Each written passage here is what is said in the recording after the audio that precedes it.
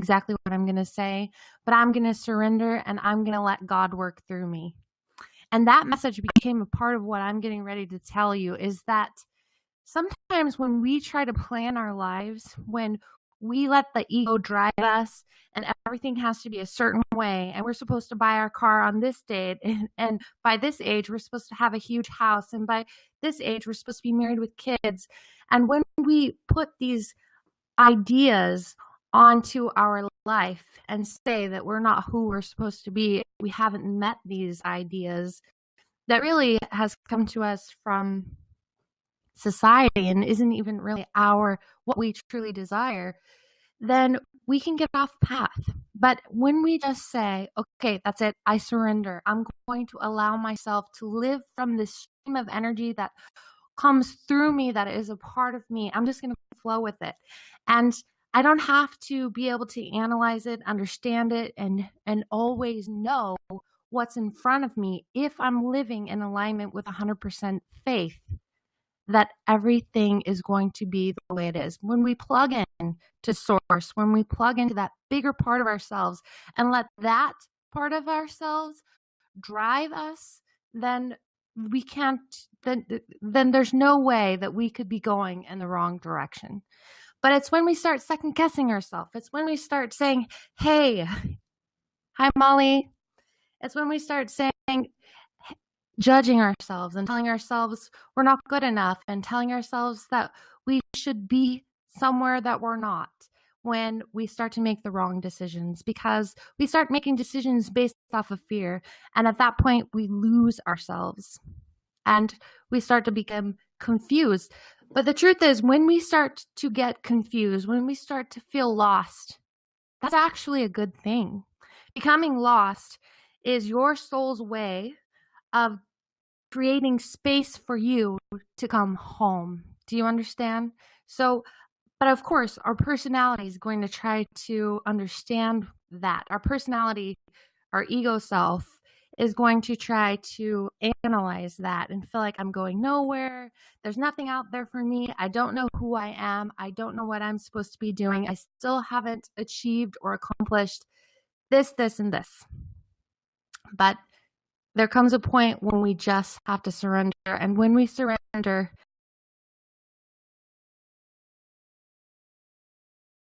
that's when our soul starts to drive. Not our personality, our soul. And that's when the magic starts to happen. So that's really what I hope to be able to help you guys facilitate today.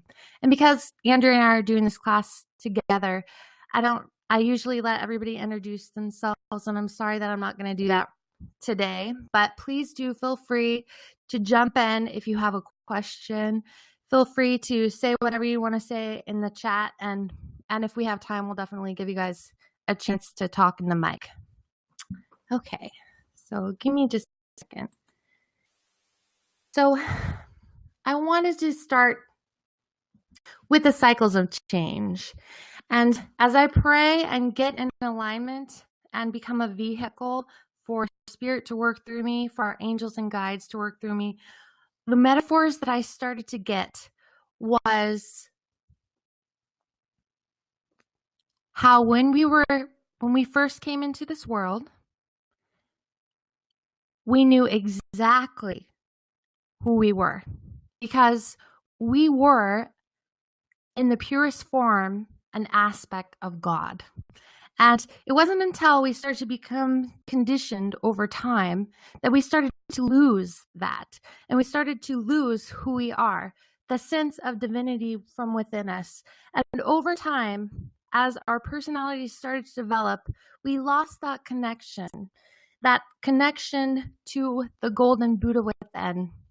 And by the time we got a certain age, we felt like we had no idea who we really were. And the truth is, we didn't have any idea who we really were, because we were lying to ourselves. We were taking on a role. We were pretending to be something that we really weren't, so that we could fit in, and kind of like a survival mechanism, something that we do to just survive. And it's also what we contracted to do in this lifetime so that we could experience what it was. We could experience certain things, contract with other souls so that we could evolve and move to the next level. That's how our soul evolves, is through contrast. But our human mind starts to distort things, and we think that when we're having a challenge or something is going wrong in our lives, that that's actually bad. But in truth, it isn't bad. In truth, that's how we grow. That's how we learn. That's how we get back home. So, in one of the meditations that I'm getting ready to do for you guys is I'm going to help you identify a challenge. I'm going to help you identify something that you've been through in this lifetime to where it actually kind of knocked you off your horse. It made you kind of, in some aspects, maybe even give up on yourself. But in truth, if you haven't unwrapped the gift, if you haven't been able to see exactly what that challenge was for, then you haven't fully actualized that part of who you are.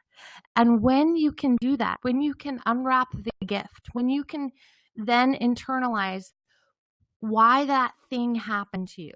And for a lot of people, we'll go through something traumatic and we'll let that something traumatic kind of run our life. And we then start to design our life kind of tiptoeing around the trauma. So we're really living in fear, and we're not being authentic in who we are. And there's no way that we could be, because we design our life in such a way that we are not doing anything that could recreate that trauma.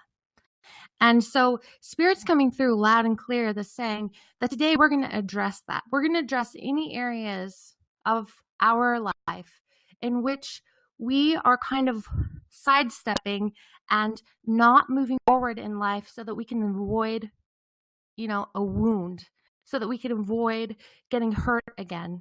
Because once we recognize that the challenge actually has a vibrational essence within it, that is wisdom for your soul's evolution, we can take that experience, we can integrate it, and we can step into the truest version of ourselves. So, I'm not sure how long my meditation is, and I'm just going to go ahead and go right into meditation, because this meditation, I channeled it